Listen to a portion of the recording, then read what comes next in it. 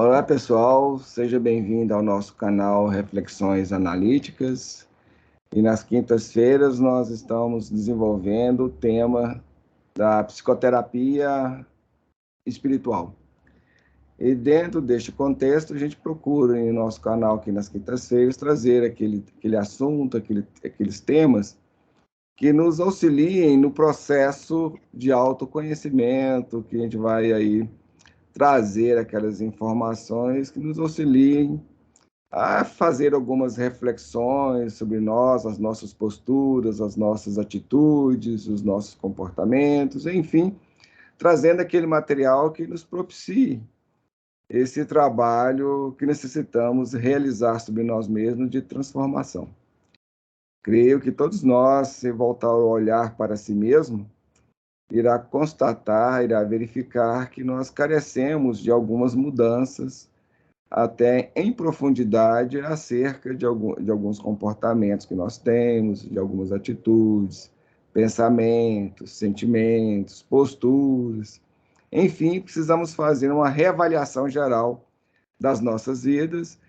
E o tema desta noite é bem propício a respeito disso, onde nós hoje iremos ver o encontro consigo mesmo. Bem, antes de iniciarmos, vamos fazer a nossa prece, pedindo a Deus o amparo, a assistência, e aqui a gente se reúne em busca desse propósito, onde podemos auxiliar uns aos outros e também receber o auxílio do mundo espiritual. E esperamos fornecer alguns elementos para que a espiritualidade também consiga auxiliar a outrem mais necessitados do que nós mesmos. E para isso a gente procura manter durante nossos estudos aquele clima de uma melhor equilíbrio íntimo, de uma sintonia um pouco mais dentro daquelas linhas da fraternidade e do equilíbrio. Então vamos lá, rogar a Deus o amparo e assistência. Deus, Pai de amor e de bondade, Jesus, Divino Médico, nesses instantes em que iniciamos o estudo desta noite, em busca daquelas informações, daqueles conhecimentos que nos propiciem, Senhor, elementos para podermos trabalhar em nossa transformação, em nossa mudança, onde necessitaremos efetuar aquelas reavaliações imprescindíveis, seja das nossas condutas, comportamentos, sentimentos, pensamentos, enfim, em diversas linhas do nosso existir. Te rogamos, permita, Senhor, que possamos estar sob o amparo da espiritualidade amiga, dos nossos mentores e coordenadores espirituais, e conforme a tua promessa, onde 2 ou 3 reunirem em teu nome, ali estaria entre nós. Esperamos, Senhor, poder contar com essa presença amiga e mais esclarecida, nos auxiliando no entendimento e na absorção dos conhecimentos e das informações que nesta noite serão trazidas. Agradecendo a presença das nossas amigas que se reúnem conosco pelas vias da tecnologia, para esse estudo, para essa aprendizagem, a partir do plano físico. E também deixamos aqui os nossos agradecimentos, pedindo as tuas bênçãos em favor daqueles corações que, a partir dos planos espirituais da vida, também se unem a nós em busca destas orientações, destes conhecimentos que nos auxiliem em nosso crescimento e aprimoramento moral e espiritual. Senhor da vida, lembrando dos membros do grupo Conhecer, rogamos as tuas bênçãos em favor deles e também pedimos de estendê-la em benefício dos nossos entes queridos, familiares, conhecidos e amigos, particularmente aqueles que estejam estagiando por momentos mais difíceis de suas vidas, nos resgates ou naquela experienciação de que necessitem, carecem para sua aprendizagem, para sua depuração nos níveis espirituais, enfim, do existir de cada um. Estendei ainda em favor de toda a humanidade, abençoando-nos a todos, hoje, agora e sempre, que assim seja. Bom, como vocês já sabem, nas quintas-feiras nós estamos estudando esse livro, fazendo uma análise dele, Vida, Seu Maior Patrimônio, que é de autoria do Aguinaldo Paviani. E, na medida que nós vamos estudando, nós vamos debulhando, procuramos trazer essas lições, fazendo uma reflexão sobre aquilo que está sendo colocado, onde ele vai contar acerca da família Lauser, e a gente procura trazer essas experiências para nós mesmos. Porque não adianta nós observarmos os outros, seja com um olhar crítico ou de benevolência, mas se a gente só pensa em termos do outro para lá. Não. É importante a gente observar o outro e trazer a experiência do outro, a vivência do outro para a nossa vida, fazendo aquela avaliação que nos auxilie, que também alimente o nosso próprio crescimento, o nosso próprio amadurecimento. Nesse sentido, nós tivemos uma amiga que sempre dizia assim, algo que a gente achava interessante, que nós procuramos incorporar nas nossas vidas, onde ela dizia que só o burro que não aprende com a experiência do outro. Então, se eu estou caminhando junto ao outro, eu estou observando a sua vivência, os acontecimentos que lhe cercam, ou por os quais ele esteja passando e sofrendo na sua vida, eu posso aproveitar a experiência dele, a vivência dele, para aprender uma aprendizagem, através da observação, através do compartilhamento. E essa vivência em sociedade vai nos propiciando essas possibilidades. Então, nós podemos aprender tanto com aqueles que sejam mais amadurecidos do que nós, que têm mais conhecimentos do que nós, têm uma percepção melhor do que a nossa, já adquiriu uma certa sabedoria, uma certa experiência de vida, quanto também a gente pode aprender com aqueles que estão nos estágios iniciais da vida.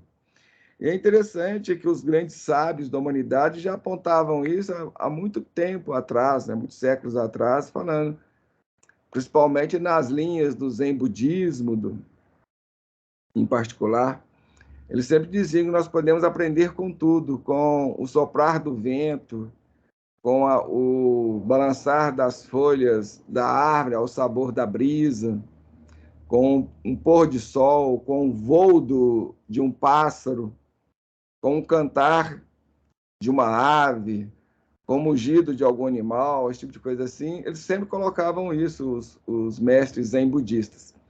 E é interessante que eles, em cima disso, eles faziam alguns elementos, a gente chama de koan, ou seja, um enigma em cima dessas circunstâncias para a gente pensar e refletir.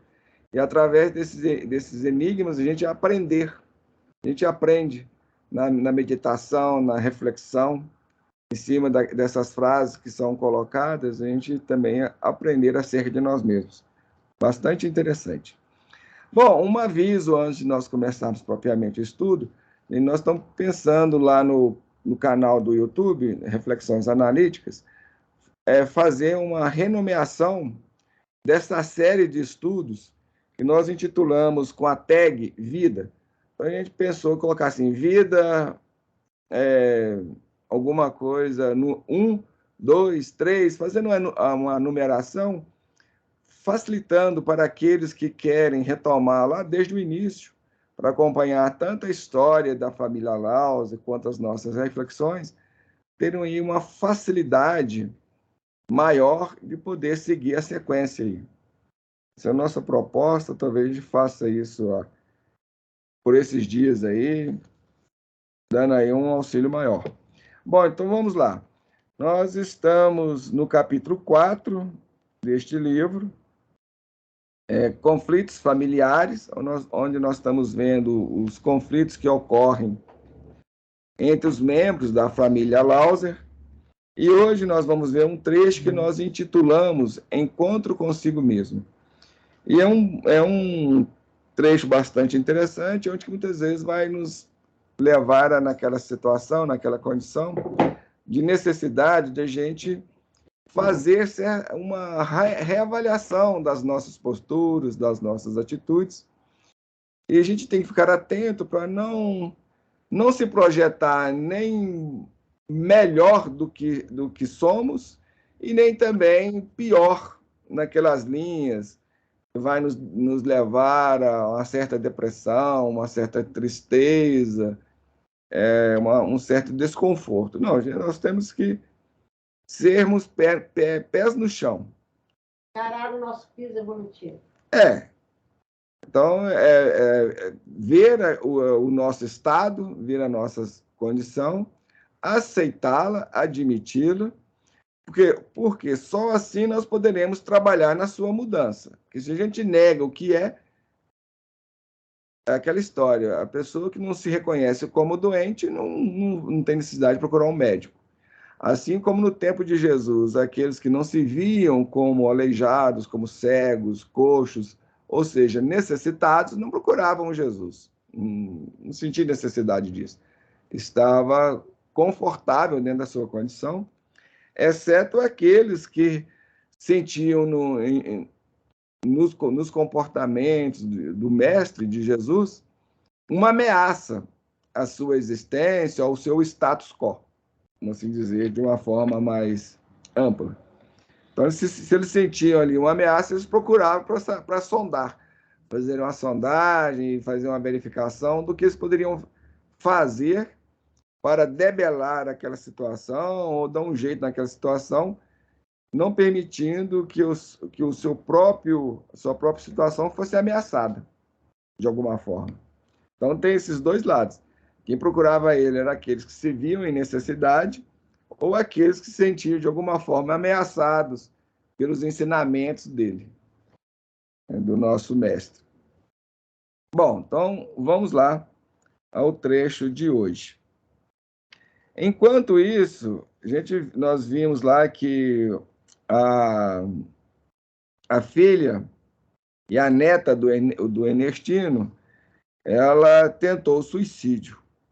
O irmão chega bêbado em casa, pega o telefone para tentar chamar socorro, mas em função do seu estado de embriaguez tão grande, acaba encapotando em cima da irmã e não consegue fazer ligação. E a mãe deles estava no hospital acompanhando o pai, que é o Ernestino. E o pai estava viajando por questões de negócios. Então, a gente viu aí que, infelizmente, ele não conseguiu chegar até a porta e acabou desmaiando no sofá da casa, da sala, né? O filho, o Reiman Júnior. Então, enquanto isso, no hospital, Ernestino estava apreensivo. Em algumas horas, faria a cirurgia. Para ficar mais calmo, com a ajuda de algumas enfermeiras, burlou a segurança e foi para o quarto de Marcelinho. Aliás, os dois não se separavam mais.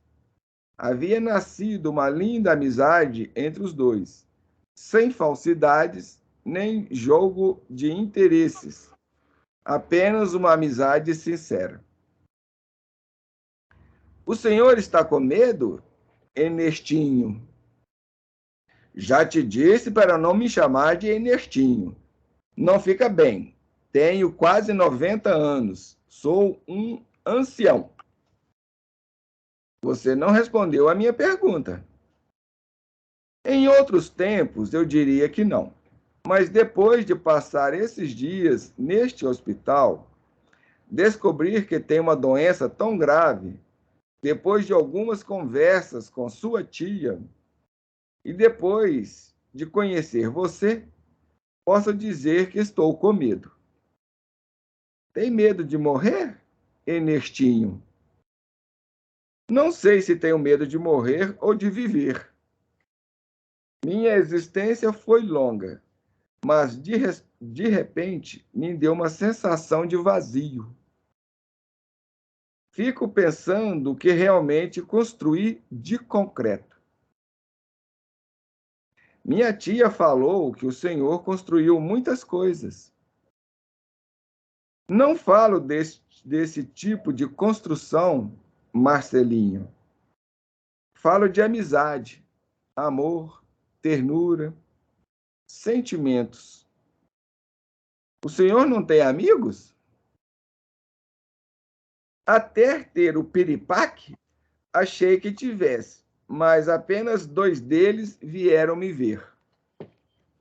Eu sou seu amigo e estou aqui com você. É, amiguinho, pena que não pode fazer muito por mim. Como não?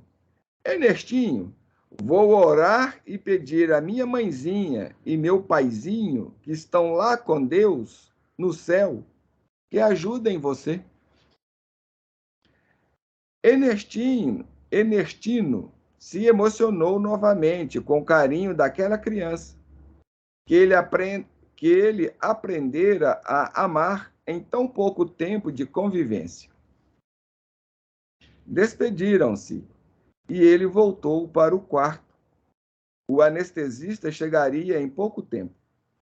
Sua filha o aguardava. Estava aflita. Onde estava, papai? Está maluco? Vai fazer uma cirurgia de risco. Como está, minha filha? Ah, estou mal. Lauser e eu brigamos novamente. Minha vida é um inferno. E quanto àquele líder espiritual que procurou? Achei ele muito esquisito. Acho que o melhor mesmo é eu trocar os remédios. Vou pedir ao médico um medicamento mais poderoso. As pessoas não sabem, a maioria, mas nós detemos o poder em nós mesmos. O poder de ser feliz, apesar das amarguras da vida. O poder de crer num ser superior que criou a vida. Vamos até repetir aqui novamente.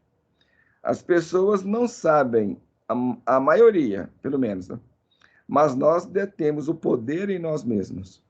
O poder de ser feliz, apesar das amarguras da vida. O poder de crer num ser superior que criou a vida. E nós vamos parar por aqui.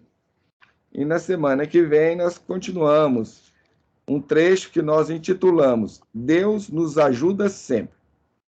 Se for possível, gente, sigamos em frente no dia de hoje. Mas eu acredito que nesse trecho que nós acabamos de ver, existem alguns elementos, algumas questões que merecem uma reflexão por nossa parte, onde a gente vamos tentar extrair delas algumas ponderações para a nossa aprendizagem, para o nosso crescimento mesmo, enfim, buscando assim tirar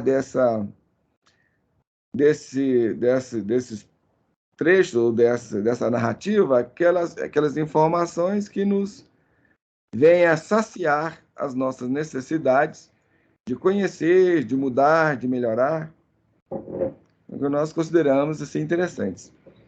Você notou alguma coisa assim mais que chamou a sua atenção, sentindo assim, algo, alguma particularidade aqui, assim, que te tocou mais? Não? Márcia, também não? Não. Bom, como nós falamos nesse trecho, a gente o intitulou O Encontro Consigo Mesmo. Então, o Ernestino estava no hospital, aguardando o momento da sua cirurgia, e algumas horas a seguir, ele ia se submeter a essa cirurgia.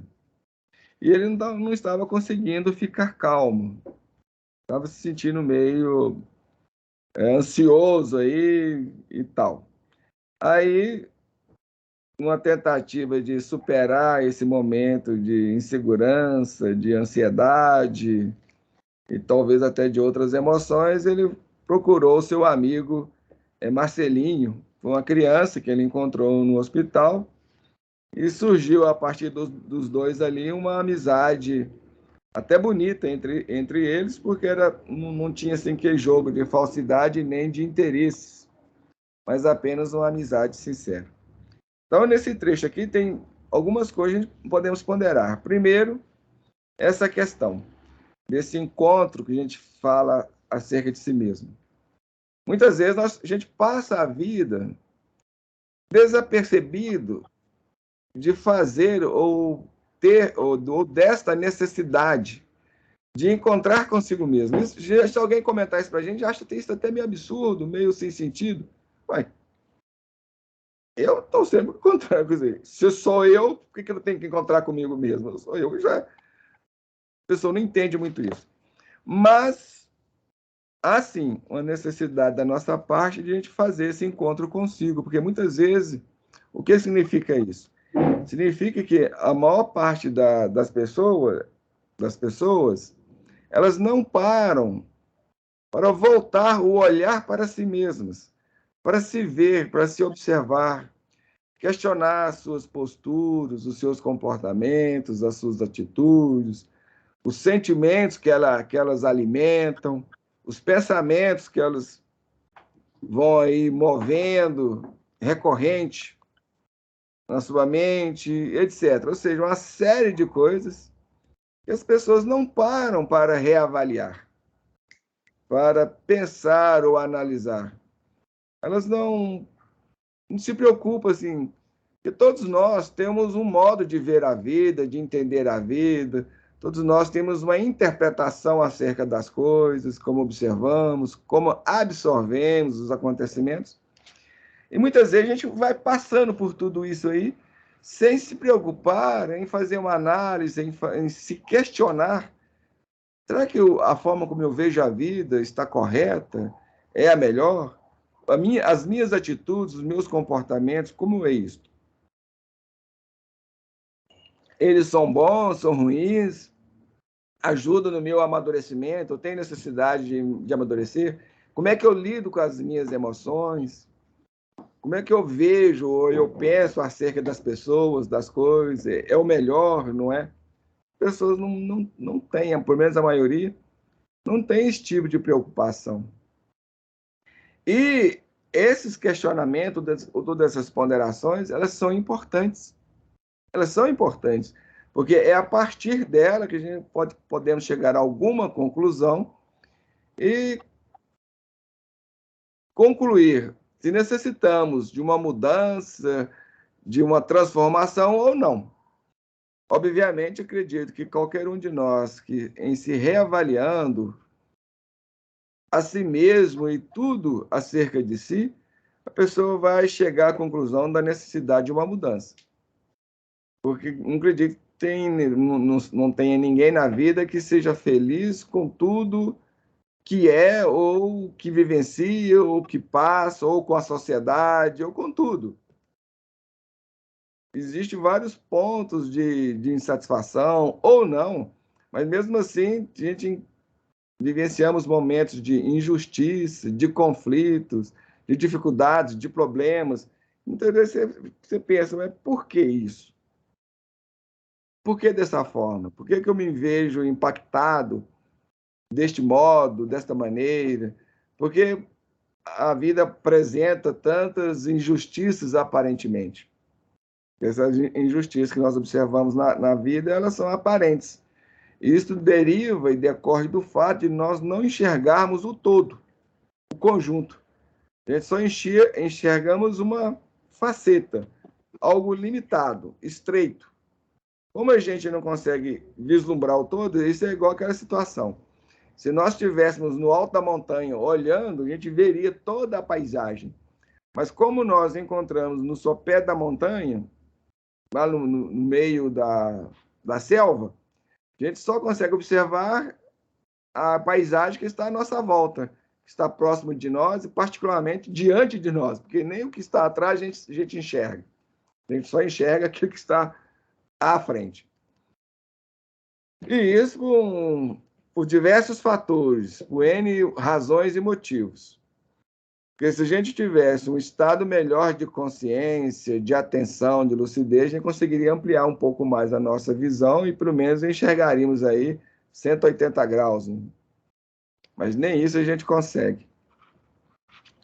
Bom, enfim, então, aí, dentro dessa limitação, dessa visão estreita, a gente vê aquela questão ali de é injusta, porque a gente não consegue enxergar o todo. Se nós víssemos o todo, poderíamos pensar de uma outra maneira e ver que tudo se encaixa, tudo se encontra numa perfeita justiça, que não existe injustiça no universo. Tudo é justo. Tudo tem sua razão, seu motivo de ser e tudo mais. Bom, enfim, nessa necessidade de a gente se reavaliar, a gente se ver, ou desse encontro conosco mesmos, a gente só vai efetuar isso em algumas circunstâncias especiais, em alguns momentos mais críticos. Igual o Ernestino ali, por exemplo. De repente, ele se encontra ali numa possibilidade da morte. A cirurgia pode ocorrer qualquer coisa, ele pode vir a falecer ou perder a vida.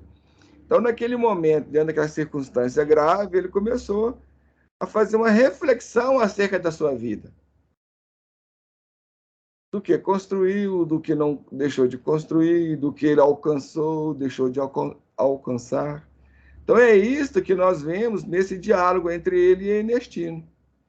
Ou seja, o encontro dele com Marcelinho, desculpe, falei errado, nesse diálogo com o Marcelinho.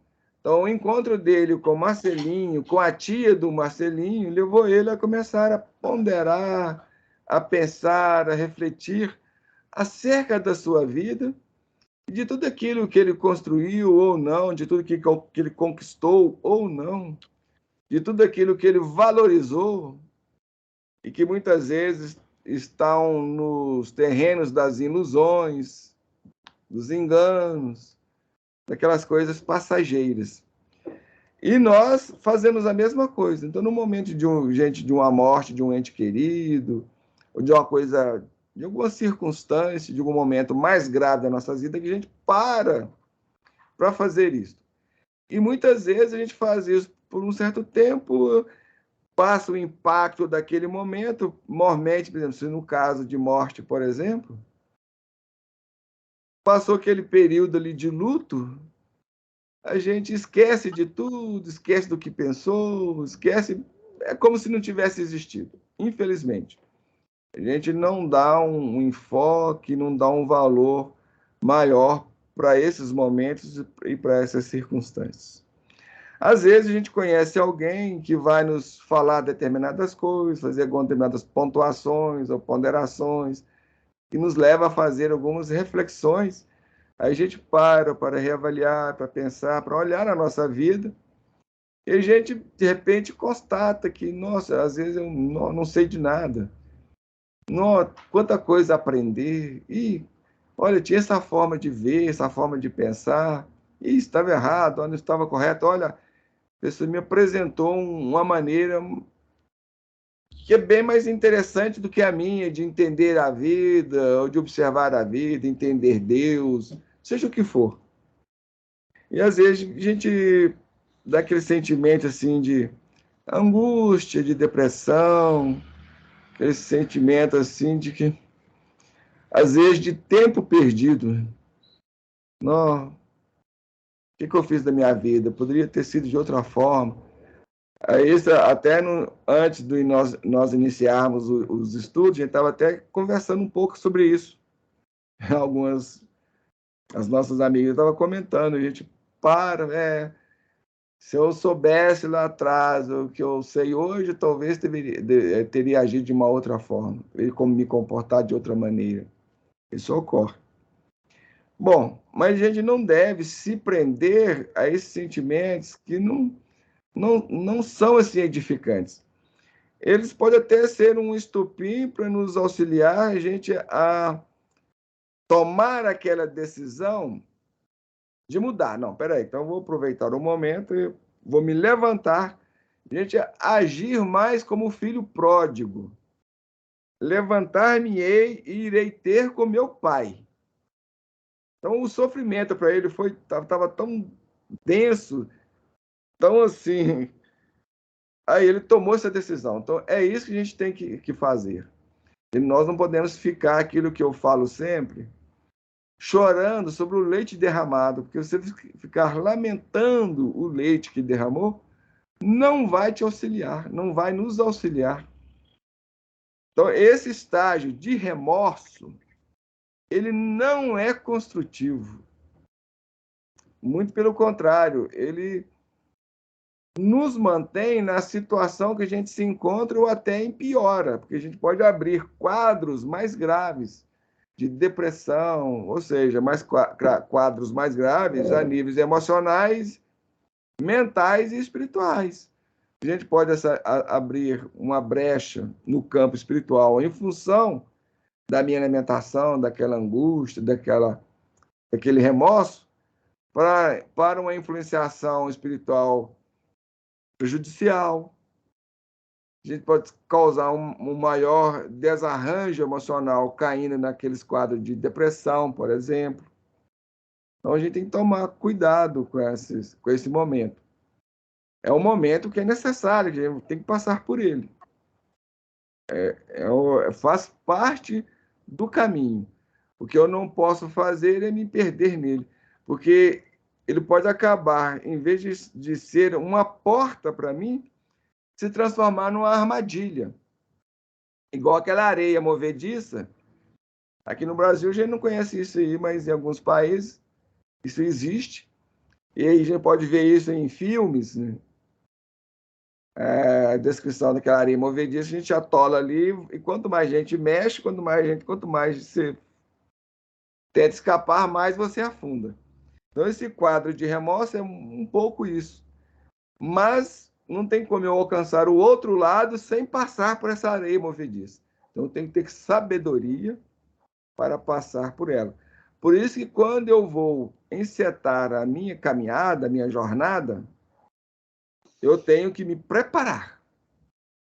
Me preparar amplamente, ou seja, me colocar naquela disposição de não me deixar vencer pelos obstáculos que eu venha a encontrar.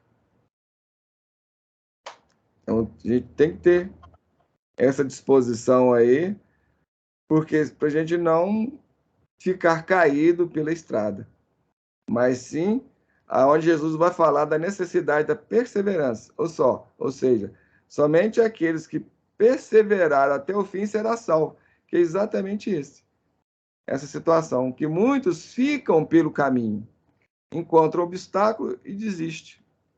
Então, essas pessoas são fracas emocional, fracas mental e fracas espiritualmente. Elas ainda necessitam ser ainda buriladas pelo sofrimento e pela dor. A dor ainda não fez o trabalho suficiente para que a pessoa chegasse no estágio do filho pródigo.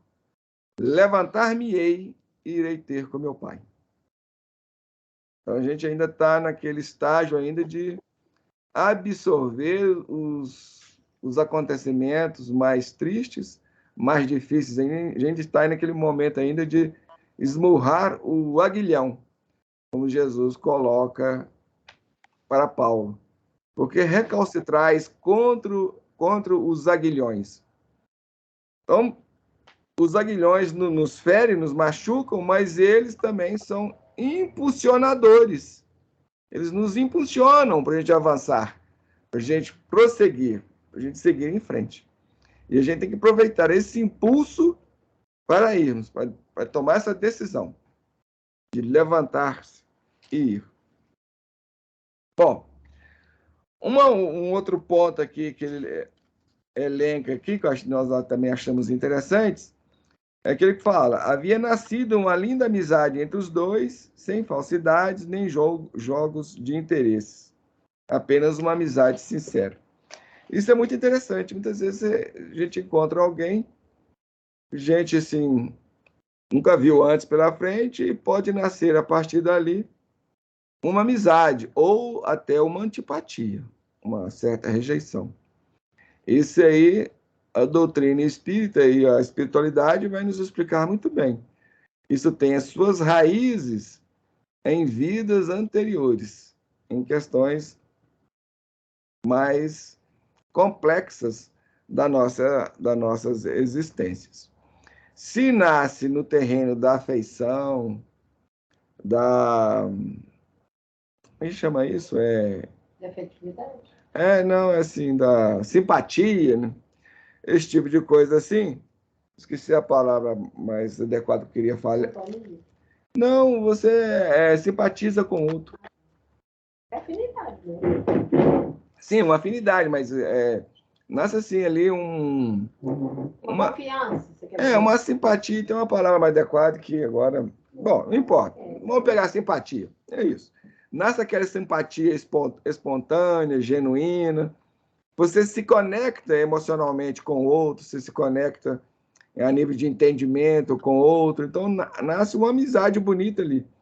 Isso, com certeza, porque em vidas anteriores ali, existiu uma conexão, ou existia uma conexão entre vocês, nos terrenos da amizade, da afeição, do afeto, de relação. E pode ser que essa pessoa até faça parte do seu grupo familiar espiritual. A gente não sabe. Quando nós estamos aqui, a gente não tem consciência de quem são aqueles que fazem parte da nossa família espiritual. E nós não temos essa lucidez, essa consciência. Você falando isso, fazendo lembrar uma história dos anos 80, dos anos 70, dos anos 80, que duas amigas minhas, eu tenho muita consideração por elas. Interessante que a minha irmã casou, mudou para Itabira. A irmã de uma delas formou, foi trabalhar em Itabira. A outra casou, estava lá no Rio Grande do Sul, veio para Itabira. Então, as três, a minha irmã e as duas irmãs delas, ficaram morando na mesma cidade por um bom tempo. Olha que interessante. Essas coisas são mais ou menos comuns, né? A gente fala assim, esse mundo não é tão grande, né? Aí você vê a ligação. A gente não sabe, né, o que está por trás de todas essas conexões, essas ligações, essas ocorrências, né? Bom, aqui também tem uma outra questão que é levantada aqui acerca das amizades, né? Porque muitas vezes as pessoas se tornam amigas da gente por interesses outros, movidos por outras questões, que não é simplesmente de uma amizade, de algo desinteressado. Então, tem esses pontos também, a gente tem que ficar atento. Não é que você vai rejeitar a pessoa, que nós estávamos falando antes. A gente tem que ver o que é. Essa postura de pé no chão.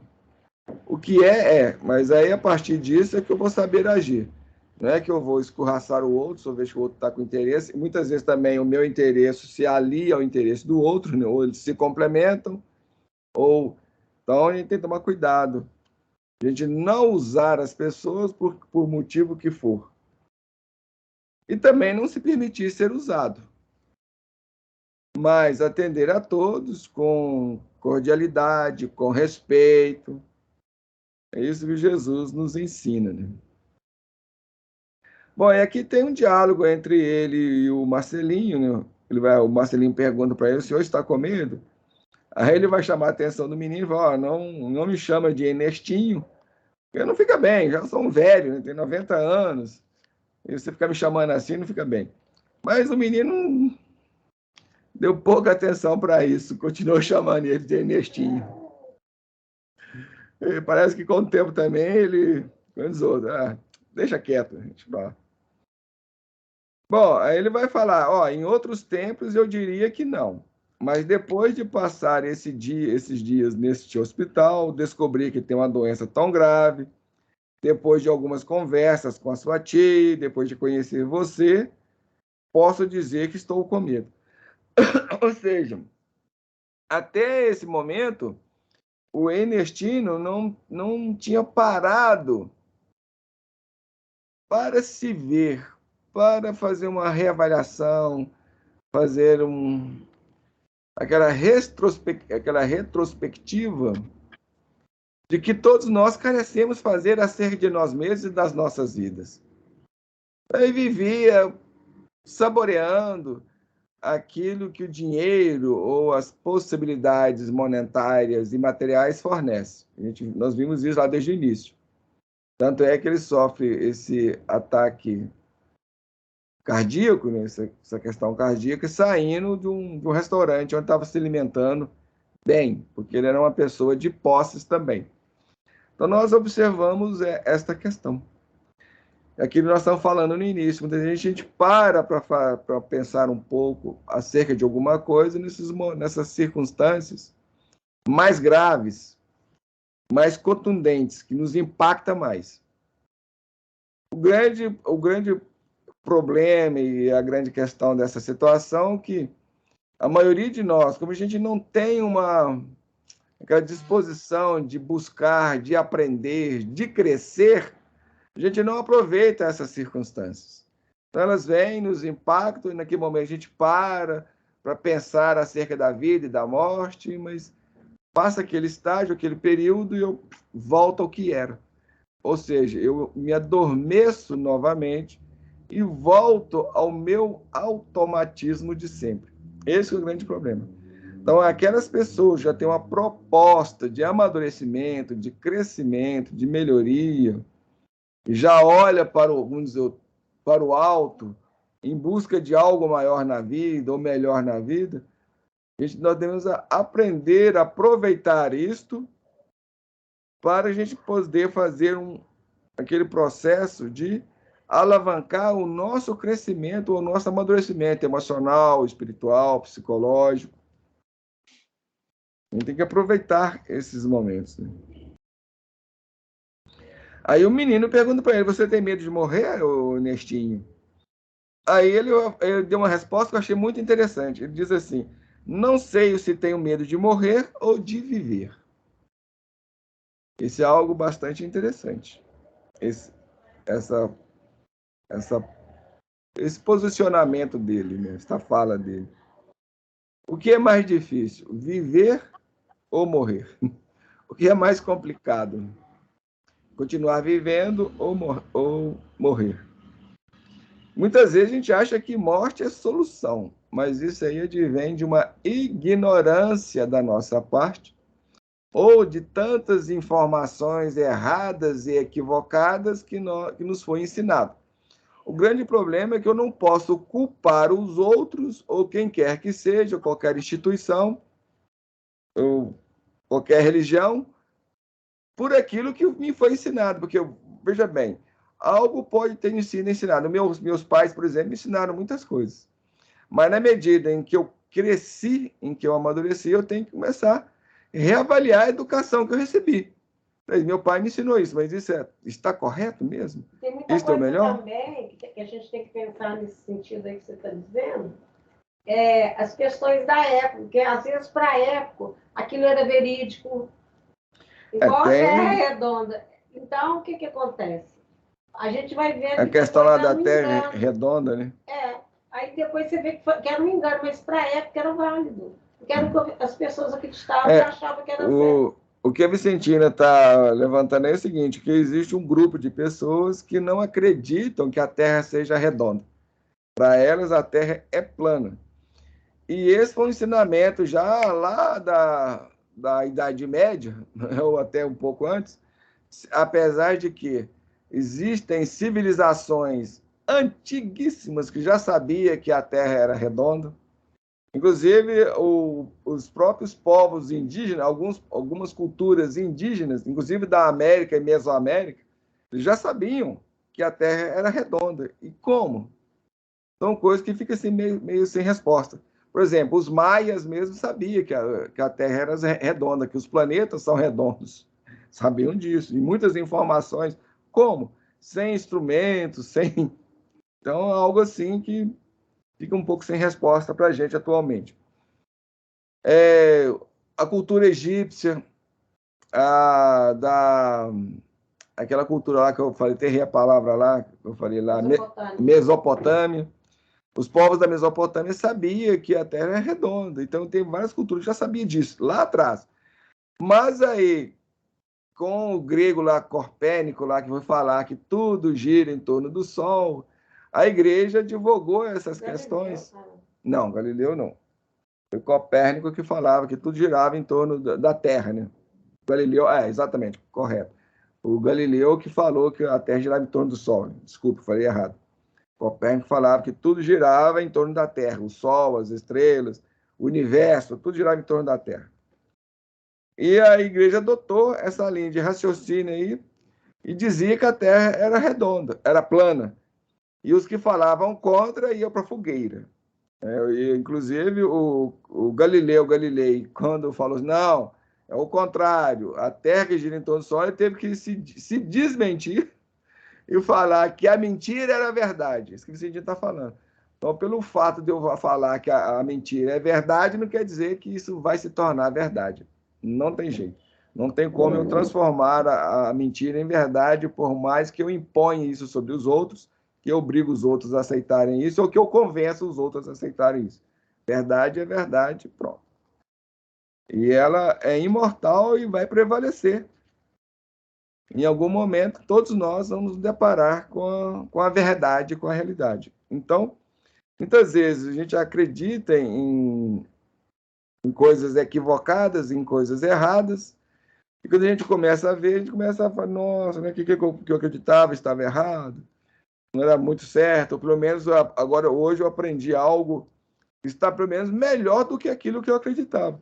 Mas esses são processos importantes. Só que existe em nós uma tendência de resistência, a gente a aceitar as coisas novas. A gente quer defender o antigo, o estabelecido, aquilo que a gente chama de status quo, né? Aquilo que aquela situação que a gente já se adaptou a ela. E é errado. Isso não é muito bom. Nós temos que estar abertos não às coisas novas, mas à verdade. Porque, de repente, pode vir algo novo que seja totalmente falso, errado, distorcido. Então, a gente tem que ficar atento a isso. Não é um caso nem outro. Então, muitas vezes, a gente acha que a morte vai nos apresentar uma solução em função daquela visão distorcida que a gente tinha, ou que nos foi ensinada acerca da morte, e que a gente adotou como verdade. Acontece que a morte não existe. Ninguém morre. O que morre é o corpo físico, seguindo lá o princípio que já foi determinado lá no livro Gênesis por Moisés. Tu és pó e ao pó voltarás. Quando ele fala isso, ele está se referindo ao corpo físico. Realmente, o nosso corpo físico, a nossa estrutura física, ele foi criado a partir dos elementos da terra, e na medida quando a alma se desprende desse corpo, se desconecta desse corpo, se desliga desse corpo, esse corpo entra em processo de desagregação, devolvendo os seus elementos à terra novamente. E nós prosseguimos, tal como somos, sem tirar e nem pôr. Porque, gente, mudança, ela só é resultante de trabalho, de esforço, de movimentação. Senão, se eu não faço nada, não tem como eu mudar. Então, a mudança, ela depende do nosso empenho, do nosso trabalho, de uma série de processos que a gente tem que realizar. Se eu não realizo, eu vou chegar do lado de lá tal como eu sou, tendo os mesmos pensamentos, os mesmos sentimentos, tendo a mesma maneira de ver a vida, portando os mesmos preconceitos, com as mesmas dificuldades, os mesmos sintomas físicos que eu tenho, chegar lá levando tudo isso. Então, se eu tenho um preparo, se eu aprendi, se eu construir uma estrutura, eu vou chegar do lado de lá e eu posso mudar, elaborar, modificar essas estruturas conforme as minhas necessidades, conforme os meus interesses, as minhas projeções, e ir trabalhando a minha mudança e meu crescimento. Então, tudo está na nossa mão e tudo é resultado de trabalho. Bom, mas muitas vezes viver também é um grande desafio, que a gente vai se ver de encontro consigo mesmo. Mas só que o fato de a gente muitas vezes procurar ou achar que a morte vai ser solução, e isso é uma forma, a gente busca ela como fuga desse encontro consigo, a gente vai se decepcionar. E muito, e muito. Como diz o outro, quem passar por isso e quem tem passado por isso tem verificado a verdade desta realidade. E pouco importa se nós aceitamos isso ou não, porque um dia a gente vai estar cara a cara com essa verdade, com essa realidade. Aí você decide o que faz. Bem, minha existência, ele vai dizer para o Marcelinho, minha existência foi longa, mas de repente me deu uma sensação de vazio. Isso também é outro estágio emocional que nós nos deparamos com ele, muitas vezes quando a gente para olhar para si mesmo. E principalmente se a gente caminhou no plano horizontal, porque aí vai entrar aquela questão que a gente já trabalhou aqui algumas vezes com vocês. Nós temos um plano, vamos assim dizer, vertical e um plano horizontal. Tudo que nos leva à materialidade, ao material, está no horizontal. Tudo aquilo que nos leva à espiritualização, que significa crescimento, que significa aprimoramento, que significa consciência, adquirir consciência, aquisição de consciência, de conhecimento, no nosso aperfeiçoamento, ou numa palavra, na nossa evolução, então está no plano vertical. E a cruz de Jesus vai representar exatamente isso, esse encontro da verticalidade com a horizontalidade. É dentro desses dois aspectos que nós vamos poder processar o nosso crescimento, a nossa aprendizagem, a nossa evolução. Então, horizontal é o material, a espiritualidade é o vertical. E é por isso que Jesus é crucificado nessa cruz, nesses dois ambientes, essas duas direções aí, trazendo grandes, dentro dessa alegoria, né? Trazendo grandes informações, desenvolvendo grandes visão de entendimento para nós acerca de várias coisas. Mas nós não vamos entrar nisso aqui, que não é o nosso foco do estudo de hoje, aqui no momento. Só dando uma pincelada para vocês aí, assim, um rascunho para vocês depois até desenvolverem o tema, o assunto, pesquisarem a respeito, se for do interesse de cada um. Enfim. Então, dentro desse momento aí de reavaliação, né, a gente para olhar para si, a gente vê muitas vezes se as nossas conquistas foram dentro do plano material, então dentro do plano material eu posso ter conquista, posso chegar a um status social, ou de poder, ou de domínio, ou financeiro, de ter muitos recursos e às vezes dominar, comandar, mandar, ou simplesmente viver bem, sem outras preocupações, ou seja, tudo que passa, tudo que fica, nada que a gente possa levar ou que vai nos ajudar a crescer nesta verticalidade. Porque o plano horizontal, ele é material didático em todas as suas circunstâncias, em todas as suas conjunturas, em todas as suas circunstâncias, em tudo. Ele é material didático. Por isso que a Terra é figurada pela espiritualidade como uma escola. Por isso. Então, a Terra é uma escola, onde eu estou em processo de aprendizagem. Mas, se eu pego esse material e começo a viver em função dele, aí eu perdi a lição. A lição ficou por ser aprendida. porque eu tenho que pegar este material e utilizá-lo no meu crescimento, no meu aprimoramento, no meu desenvolvimento, ou seja, utilizar para alavancar a minha evolução. Por isso que ele é material didático, é material de aprendizagem. Ele é um meio e não um fim. Você queria falar alguma coisa, Márcia? Não. Não? É porque deu um barulhinho aí, eu achei que talvez você quisesse comentar algo. Bom, então, assim, tudo na nossa vida, todos os recursos que nós temos, financeiros, tanto no lado positivo quanto no lado negativo, dentro do plano da horizontalidade, ele é material didático. Nós devemos aprender com todos. Das situações negativas, a gente tem que tirar aquelas lições para a nossa estruturação emocional, mental, espiritual ou até biológica. Tudo nos apresenta lições de vida. Tudo. E muitas vezes a gente não sabe fazer ou viver dentro desse padrão, dentro dessa conformidade.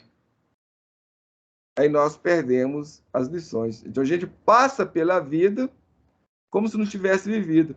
Da onde vem essa sensação de vazio? Porque não há construção. É aquilo que Jesus coloca, a casa foi construída sobre a areia. Não tem estrutura, não tem fundamento. Aí vem a tempestade e essa casa vai embora. Acabou a casa. Já era. Tudo cai. A tempestade pode ser a morte. A morte é um momento de tempestade. É um momento de convulsão, no qual eu vou ser realmente sacudido, sacolejado. É um baque que o ser recebe. Então, o nascimento e a morte são momentos bastante delicados do ser humano, mas também bastante bonitos e bastante importantes na nossa existência. E nesse momento, só aquele instante do cadinho em que a gente realmente somos arremessados para todos os lados, que a gente tem que fazer uma reavaliação profunda. Hoje mesmo, ouvindo o Wagner Gomes, um médium e palestrante espírita, ele colocando algo que nós já sabemos disso, nós já tínhamos aprendido isso até mesmo com o seu Honório Abreu e nas nossas vivências, nas nossas experimentações, a gente só não estava lembrando desses aspectos, e é muito interessante. E nós já comentamos aqui um pouco sobre isso, a gente já mencionamos essa questão, quando a André Luiz vai falar da evolução em dois mundos, porque é necessária a nossa existência nesses dois mundos, ou seja, no mundo espiritual e no mundo material, para a gente processar a nossa evolução, o nosso crescimento. Então, quando a gente está aqui na matéria, nós estamos em sala de aula, aprendendo, adquirindo, experimentando. No momento, nós estamos juntando material, vamos assim dizer.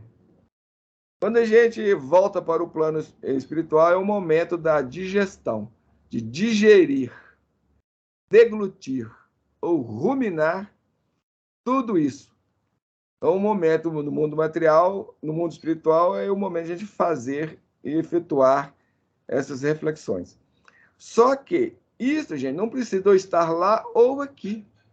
Então, é muito importante que eu comece isto aqui, para que quando eu chegar lá, eu chegue lá com aquela estrutura, já levando aqueles elementos, aquelas informações, para que eu possa aproveitar essa estadia de uma forma mais intensa, de uma forma mais adequada, para que eu volte aqui melhor.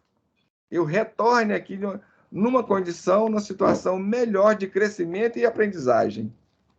Interessante você falar isso, porque isso se dá, tanto aqui como lá, através da consciência. Sim, é uma Você conscientização. está consciente. Por quê? É igual o uma André conscientização. fala. Tem muitos que vêm para cá e vão para lá sem saber. Vai e Sim. volta, vai e volta, vai e volta. Então, quando você está consciente, tem essa conscientização, vai te despertar, mesmo que você esteja lá ou esteja aqui. Inconscientemente vem despertando. Isso que a Vicentina ia falar, a gente até íamos lembrar acerca disso, e nesse ponto aí a gente achou um pouco meio falho o que o Wagner disse lá, porque não apontou nessa direção, mas é uma questão importante. A gente pode começar a qualquer momento, não precisa eu esperar voltar para o mundo espiritual para fazer isso. O que ocorre, se eu tenho esse tipo de postura, é isso que a Cristina falou aí, que é apontada pela espiritualidade. Nós nascemos e morremos e renascemos do mesmo jeito, sem fazer grandes mudanças. Então, a gente não aproveita o estado aqui, quando nós estamos aqui. Isso, inclusive, no livro Memória do Suicídio, foi o primeiro livro onde eu vi essa descrição, que inclusive me impactou isso, me chamou a atenção, na época, na primeira leitura que eu fiz desse livro, lá por volta de 1999, ou até antes, não foi antes, foi por volta de 1996, por aí, 96, porque eu não tinha nem casado ainda, 95 para 96, por aí, onde eu li esse livro e me impactou muito essa situação, essa narrativa dele, que vai dizer que ele nascia, vivia aí conforme a época, aproveitava o momento, morria, vivia no plano espiritual também, aproveitava lá também, e voltava outra vez. Não havia nenhuma mudança. Estava aqui, estava lá, para ele é tudo uma coisa só, não sabia distinguir. Estou aqui, estou lá, para ele não fazia diferença. Estava aqui, ele vivia, aproveitava aí a vida, ia para lá também, vivia conforme as circunstâncias de lá, aproveitava as coisas lá, voltava sem haver nenhuma mudança. Isso que a Cristina falou, levantou aí, a questão da conscientização. Foi só a partir do momento que ele cometeu o suicídio, em que ele foi atendido na colônia Maria de Nazaré, onde ele começa a reavaliar a sua vida, repensar a sua vida, a sua existência, aliás, nem foi sua vida, foi a sua existência. Ou seja, algo mais profundo que nós.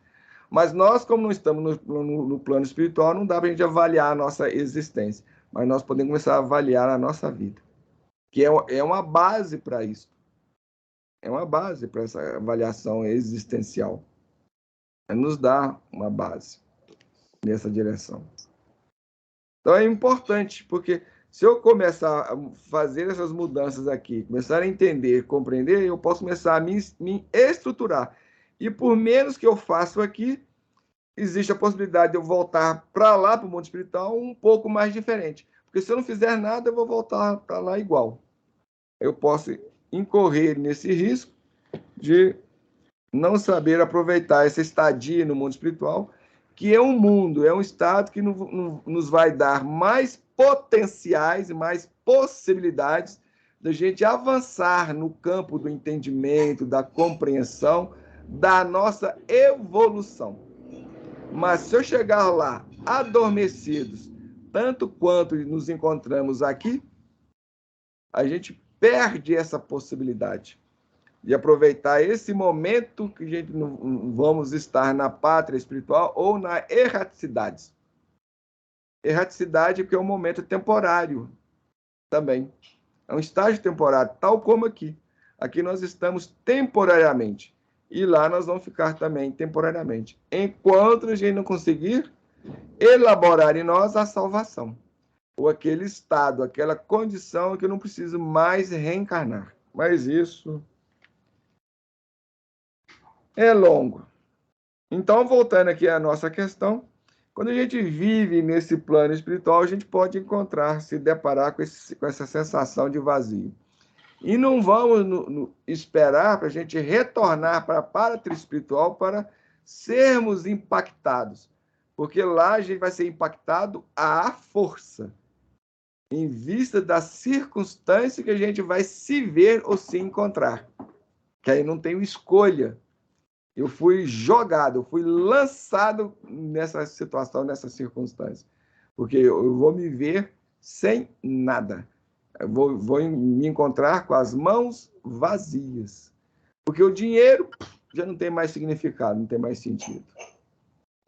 Posse, eu vou ver até os meus filhos gastando, esbanjando, vai tudo embora. Os bens, tudo desaparecendo. E eu não vou poder fazer nada.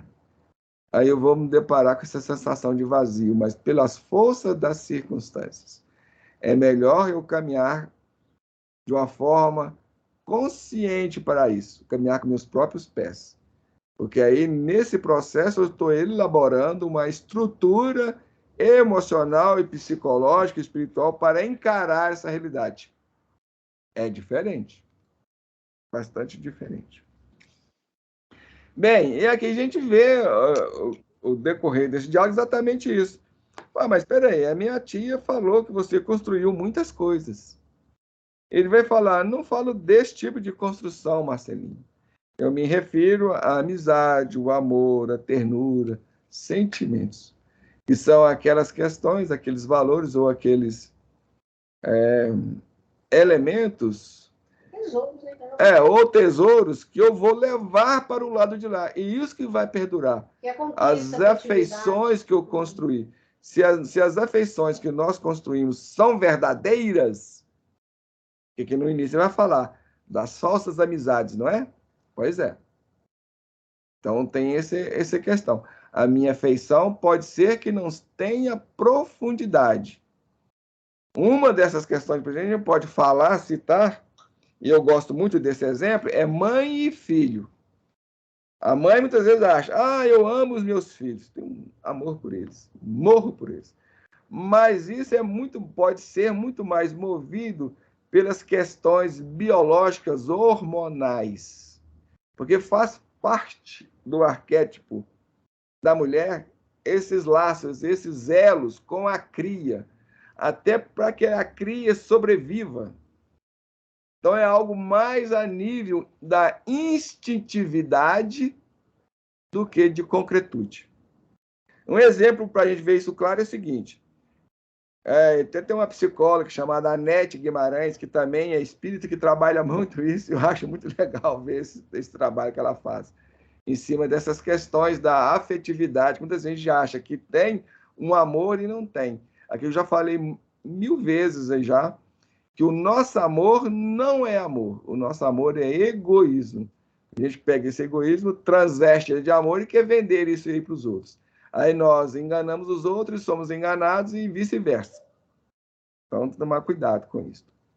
E amor, como eu já falei, é liberdade, é entendimento, é respeito.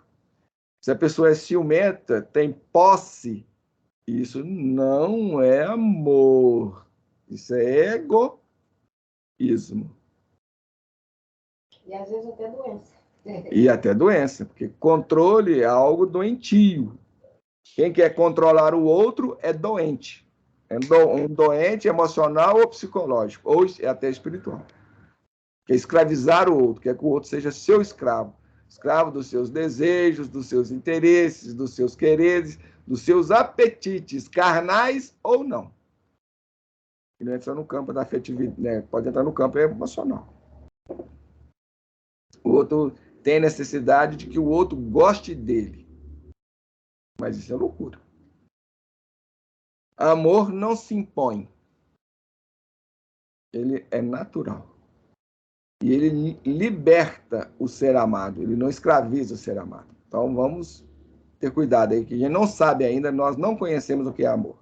Bom, voltando lá ao nosso assunto, ela pergunta para as mães, e aí, quem vocês amam mais, seu marido ou seu filho? Meu filho. A maioria dos 100% das mulheres, exceção que vai falar que gosta do marido. A maioria, quase 100%, gosta mais do filho. Então tá. Aí vocês morrem, voltam para a pátria espiritual, depois vocês renascem. Aí o seu marido vem como seu filho, o seu filho vem como seu marido. Quem você gosta mais, do seu marido ou do seu filho? Pegou. É a questão. Aquele sentimento não era real, de uma fundamentação nos níveis espirituais da vida, mas era uma questão biológica, hormonal, desses níveis de maternidade, nessas questões. Então a gente tem que tomar cuidado. E muitas vezes a gente acha que gosta, e eu tenho vivido experiências minhas, pessoais, de eu encontrar pessoas no mundo espiritual que achava que tinha aquele sentimento, aquele pensamento, vivido dessa forma, daquela. Por isso que muitas vezes eu engano. Já encontrei muito isso. Eu recebi uma comunicação mediúnica de um parente meu que morreu, mas não tem nada a ver com ele. Pode ser que não tenha mesmo, não. Porque a pessoa chegou do lado lá, começou a ver as coisas de uma outra forma, de uma outra maneira. Então, no mundo espiritual, a gente está de encontro com a realidade. E muitas vezes, por exemplo, como no seio familiar, vem os nossos inimigos, os nossos desafetos, você chega do lado de lá e descobre que aquele que você pensava que amava, na verdade, você odeia. Você não gostava tanto assim da pessoa, era exatamente seu inimigo. Aquele que te fez dano e te trouxe prejuízos e mal. Então, por isso que é a importância de nós nos conhecermos, sabe? E da sinceridade, da honestidade conosco mesmo, com os meus sentimentos, os meus pensamentos, comigo mesmo. Isso é de fundamental. E isso é impossível num processo de autoconhecimento se eu não trabalho dentro dessas linhas, se eu não me educo dentro dessas linhas da honestidade e da sinceridade. A gente ainda teima na mentira, porque nós somos extremamente mentirosos. Nós não somos sinceros uns com os outros, nem conosco mesmo. Então, é complicado. O Ernestinho aqui foi sincero com o Marcelinho. Não sei se eu tenho medo de viver ou de morrer. Nesse momento ele foi sincero. Quando ele falou, olha, eu sinto um vazio, estou sentindo um vazio. E diante das informações, das conversas que ele teve, daquele impacto de relação, de uma amizade mais genuína, mais verdadeira, muitas coisas mexeu com ele, que ele mexeu com ele emocionalmente, psicologicamente. É interessante, porque para ele que era empresário, vamos dizer assim, o dono do mundo, tinha tudo a seus pés. De repente, igual ele mesmo falou ali, ele se sente sozinho, tudo, ele encontra naquele menino algo mais que o faz ser mais verídico com ele mesmo e repensar nas coisas dele. Então, muitas vezes é importante... Porque a idade aí não tem... É muito importante nesse processo, tem algumas pessoas que estão preparadas ou estão se preparando para esse tipo de encontro. Por isso que nem todos vão encontrar com Jesus. Porque nem todos estão preparados a desfrutar deste encontro. Então, muitas vezes, nós estamos vivendo no plano das ilusões, dos enganos. Interessante você falar isso, que eu estou lendo o livro do Missionários da Luz, que fala sobre os reencarnes, sobre as pessoas cometerem erros aqui na Terra. Aí tem um homem que simulou um suicídio, mas para todo mundo alguém que o matou, para a esposa, para a família inteira. Aí uma amiga pede para a viúva encontrar com ele no plano espiritual. Aí eles vão atrás do cara e descobrem onde o cara está. Aí o mentor, o André Luiz pergunta para o mentor, então acorda ele de uma vez agora. Ele falou, não posso. Não posso acordar de uma vez, porque ele vai levar tanto choque, eu vou deixá-lo que outras pessoas o conversem com ele tranquilamente, o levem para um outro ambiente, porque a verdade ali naquele momento ia desequilibrar ele mais ainda. É isso, dentro dessas linhas aí, dentro do esoterismo, a gente encontra uma frase que diz o seguinte: quando o discípulo está pronto, o mestre aparece. Bom, nós, enquanto discípulos, nós temos que nos prepararmos, quando a gente atinge essa condição, essa situação de ser discípulo, aí o mestre vem, ou seja, o conhecimento, as informações, aquilo que necessita. É o procurar. Enquanto discípulo, eu estou procurando. Se eu alcancei uma certa estrutura, aí eu encontro o conhecimento, que é o mestre. O André Luiz, nos seus livros, particularmente no Nosso Lar, ele vai traduzir essa frase da seguinte forma: quando o servidor está pronto, o trabalho aparece. Então, quando o trabalhador se prepara, está fundamentado, o trabalho vem. A gente não vai procurar o trabalho, a gente tem que se preparar, ter essa disposição íntima, essa disposição emocional e tudo, para o trabalho. Aí o trabalho surge, eu posso surgir de diversas formas, por diversos meios. Então, é tudo uma questão de preparação. Mas muitas vezes a gente vive Você queria falar alguma coisa, Márcia? Não. Ah, tá. Quando muita gente vive dentro daquele espectro, daquele aspecto de ilusões, de auto-enganos, a gente acha que está preparado, mas a gente nunca encontra. E muitas vezes, quando a gente encontra, a gente perde a possibilidade. A gente encontra alguém que nos fala alguma coisa, nos diz algo, tem determinado comportamento, a gente olha e não vê algo mais ali e perdemos a chance, a possibilidade de ter aquele aproveitamento. Então, por exemplo, se o Ernestino aproveitou esse encontro com o Marcelinho e com a tia dele, do Marcelinho, foi porque ele já tinha chegado naquele ponto ou de saturação, ou de, não importa, mas de preparo, que ele pôde aproveitar desse momento para começar a repensar, reavaliar, rever suas atitudes, seus comportamentos. Então, isso é muito importante. A gente saber aproveitar esses sinais e esses momentos, não deixar eles passarem por brancas nuvens. Muitas vezes a gente deixa isso. Então, por exemplo, nós aqui estamos tendo a oportunidade de a gente se reunir aqui, confraternizar, quando nós estamos aqui reunidos nesse momento, a espiritualidade está trabalhando conosco, está nos envolvendo, nós estamos entrando nesse campo.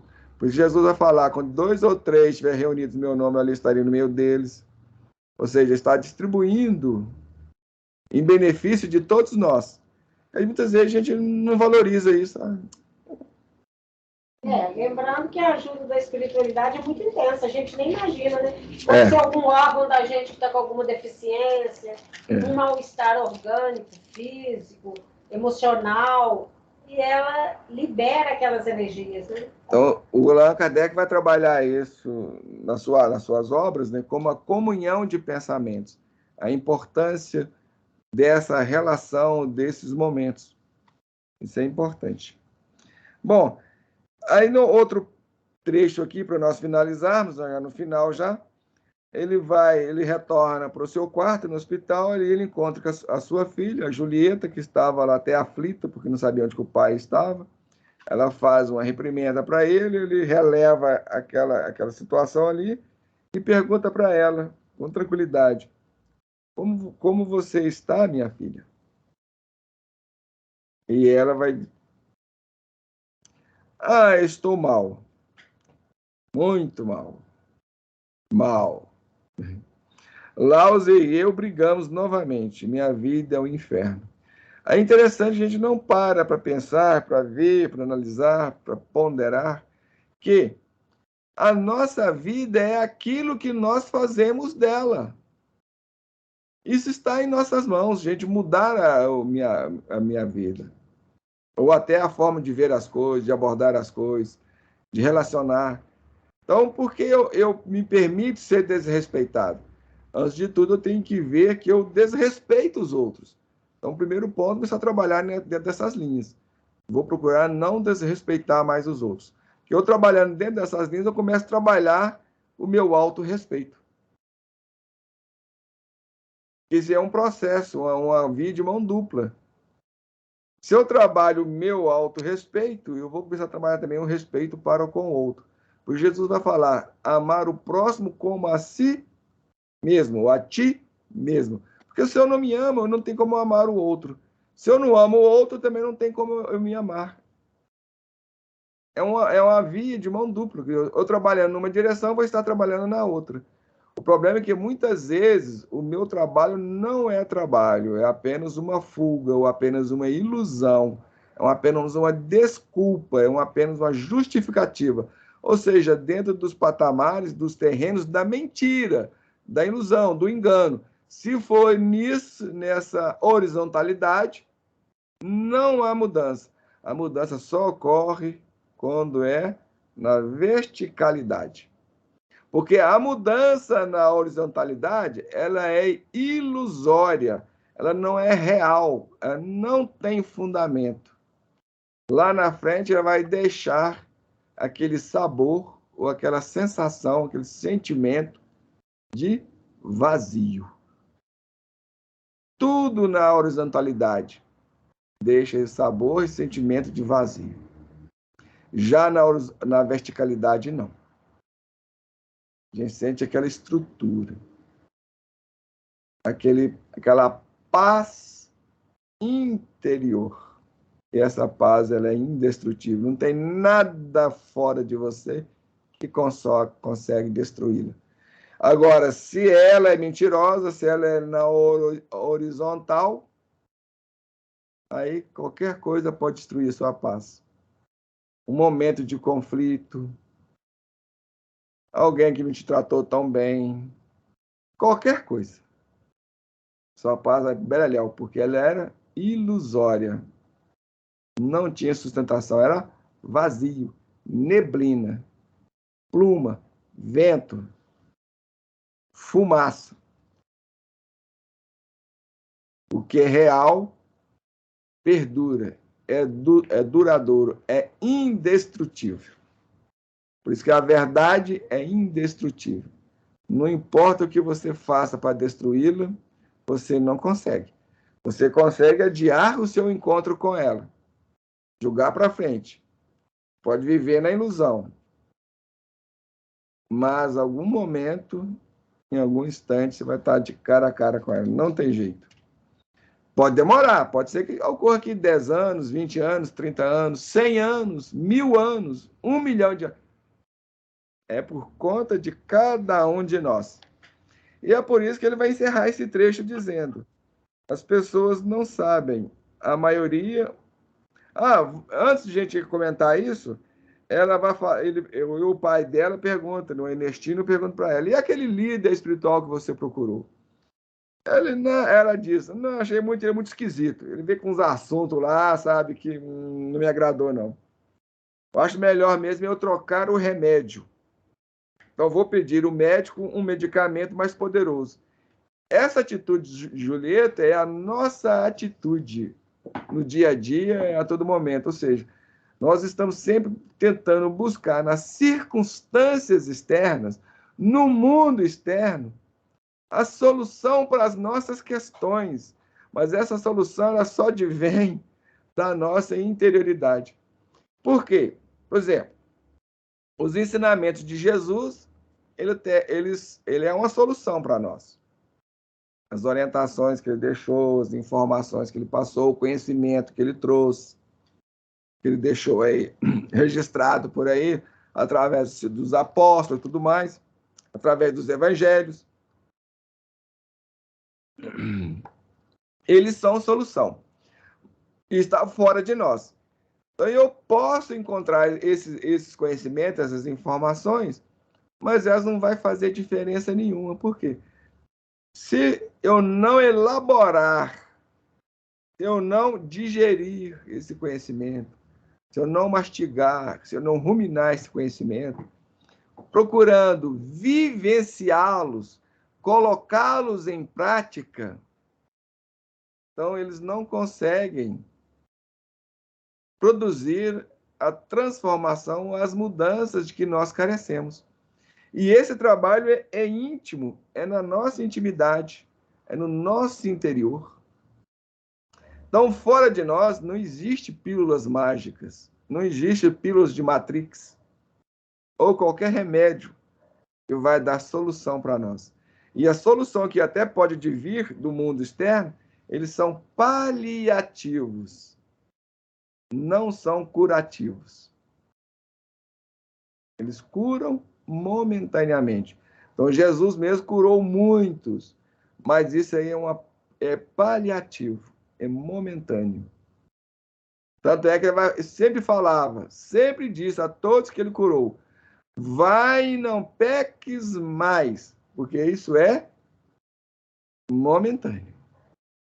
É circunstancial. É como se a gente recebesse aquela possibilidade de dar um respiro e começar a trabalhar com mais afinco, com mais lucidez na nossa mudança, na nossa transformação. Só que a gente esquece dessas coisas, né? Onde ele vai, então, finalizar, a gente finalizando aqui, ele vai dizer que a maioria não sabe, mas o poder está em nós mesmos, está nas nossas mãos, sempre. Nós é que somos os construtores do nosso destino. E o nosso destino vai ser feliz ou triste, de acordo com aquilo que estivermos construindo. Se a gente constrói castelos de ilusão, vem a onda do mar, são castelos de areia, a onda vem e leva embora. Tchau, tchau. Benção. Até a próxima construção. Se a sua casa você fundamentou ele sobre a rocha, não importa as ondas do mar, a tempestade que foi vir, que ela vai sobreviver incólume. Isso está nas nossas mãos. Então, a infelicidade, a doença, os transtornos, os desequilíbrios, os problemas, tudo que nós vivenciamos, foi nós que semeamos em algum momento e agora nós estamos colhendo os resultados dessa semeadura que a gente fez. Então, o agora, é a colheita do nosso passado e semeadura para o nosso futuro. Então, o que nós estamos semeando?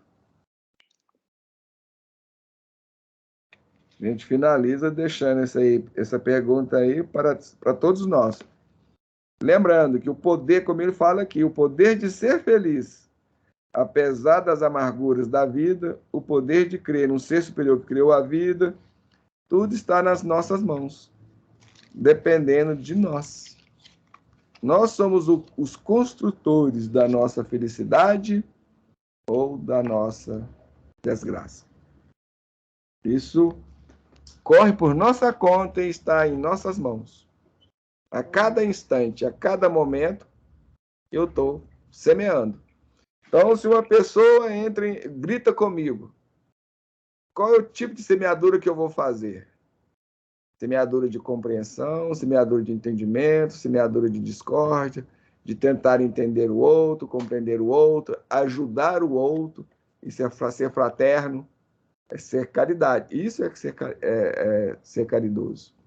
Ou eu estou semeando a raiva, ou seja, o mesmo, colocando um patamar de igualdade com o outro. Igualdade inferior, né?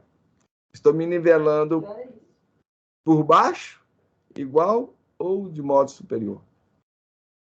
Tentando viver ou agir dentro daquelas linhas do homem consciente. Do homem que sabe. Homem e mulheres, né? Estou falando homem, o ser humano. Ou eu estou agindo nas linhas da minha primitividade, da minha inferioridade, das raivas, da inveja, do medo, do orgulho, da preguiça, da acomodação, da avareza, da gula, da luxúria, que são as emoções fundamentais e primordiais do ser humano. Dessas 9 mães ou pais, vai nascer todo o resto de emoções negativas. Então, esses 9 pais produzem 27 netos. E esses 27 netos vai esparramar em milhões de bisnetos, tataranetos, etc. Então, na nossa emocionalidade tem uma hierarquia, tem mães e pais. No nosso fluxo mental, também. Então, vamos pensar aí. Sentindo alguma coisa, acrescentar, observar, pontuar? Não? Márcia? Não. Não? Então, amigas, vamos lá para a nossa prece final, agradecendo a Deus essa oportunidade, todas essas lições, essas reflexões. Vamos lá.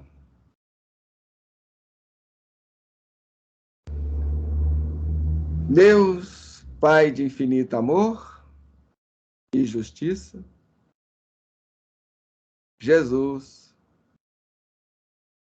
divino semeador e orientador maior de todos nós.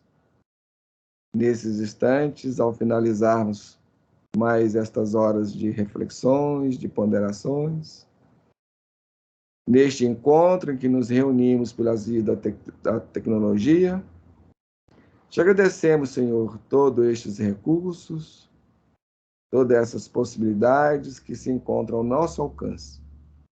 Te agradecemos esse momento fraterno em que podemos compartilhar estas reflexões e a presença das nossas amigas no plano físico e também daqueles corações que se reuniram conosco a partir dos planos espirituais da vida. Para todos nós, nos pedimos as tuas bênçãos, deixando aqui o nosso pleito de gratidão e de agradecimento aos corações amigos que nos ampararam a todos e nos auxiliaram nestes momentos.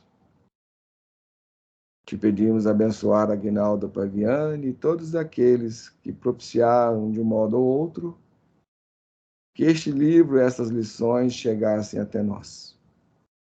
Abençoa-os, abençoe os membros do grupo Conhecer e todos aqueles corações que virão posteriormente a nos assistir ou ouvir.